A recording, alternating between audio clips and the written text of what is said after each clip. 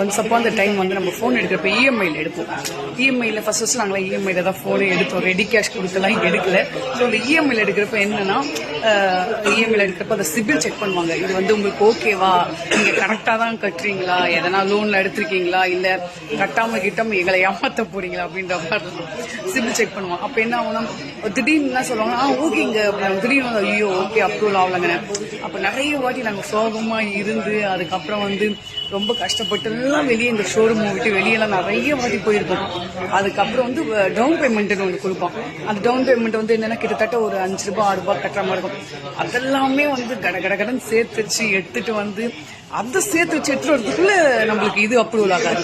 So இந்த மாதிரி நிறைய ஸ்ட்ரகிள்ஸ்லாம் வந்து அதுக்கப்புறம் தான் மேலும் மேலும் அந்த சிபில்ஸ் எல்லாம் நிறைய ஸ்கோர் பண்ணி இப்போ ஒரு மொபைல் எடுக்கணும் அப்படின்னா பர்ஃபெக்டான ஒரு மெத்தட்ல எடுக்கணும்.